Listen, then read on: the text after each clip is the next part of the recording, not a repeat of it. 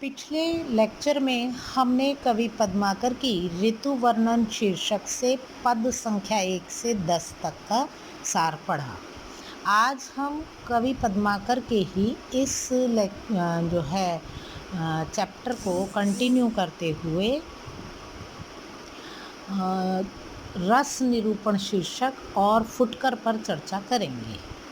तो रस निरूपण के 2 पद संकलित हैं। इसमें राधिका के अद्भुत रूप और आकर्षण में बंधे कृष्ण की मनोदशा का कवि ने चित्रण किया है। राधा कृष्ण पर मानो कोई जादू टोना ही कर गई।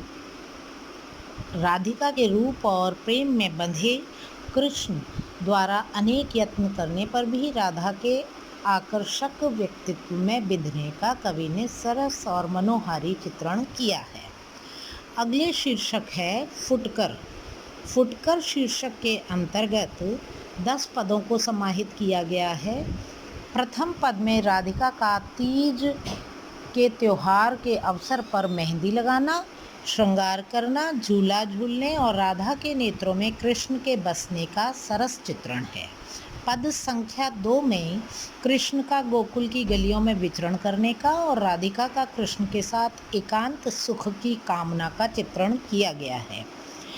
अगले पद में वर्षा की फुहारों के गिरने, बादलों के गरजने और वर्षा का मनोहारी चित्रण है। इससे अगले पद में महाभारत के युद्ध क्षेत्र में भयंकर मारकाट का सजीव चित्रण कवि ने किया है। पद संख्या 5 में पुनः शत्रु पक्ष पर भयंकर वार, रक्तपात, मारकाट आदि घटनाओं का चित्रण किया गया है। पद संख्या 6 में विभत्स रस के चित्रण में महाभारत के युद्ध क्षेत्र में वीर योद्धा की तलवार को साक्षात चंडी का रूप कहा गया है और चंडिका रूपी तलवार द्वारा उत्पन्न विभत्सता का सटीक वर्णन किया है। पद संख्या 7 में सूर्यकुल भूषण श्री राम की महत्ता का प्रतिपादन और राजा प्रताप सिंह के प्रताप की तुलना श्री राम से कवि ने की है। अब आते हैं पद संख्या 8 पर।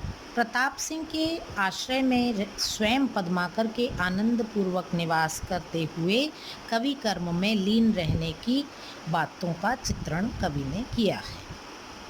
पद संख्या 9 व 10 में आश्रयदाता राजा प्रताप सिंह की वीरता, प्रताप, दानवीरता आदि का महिमा मंडन का चित्रण कवि ने किया है। धरती पर उन जैसे यानी राजा प्रताप सिंह जैसे शूरवीर और पराक्रमी राजा के कारण सर्वत्र व्याप्त सुख, शांति एवं समृद्धि का स्तुतिपरक वर्णन है। उम्मीद है आज का लेक्चर आपको समझ आया होगा और ये मैंने आपको पदों के सार समझाए हैं। पद रचनाएं सामने रख के आप उसको समझने की कोशिश करें और उसमें आने वाली कठिनाई के लिए आप मुझसे कभी भी संपर्क स्थापित कर सकते हैं। अगले जो है चैप्टर में हम कवि पद्माकर के भक्ति के 10 पदों का सार पढ़ेंगे और उम्मीद है ये सब आपको सार वर्णन आदि पसंद आ रहा होगा।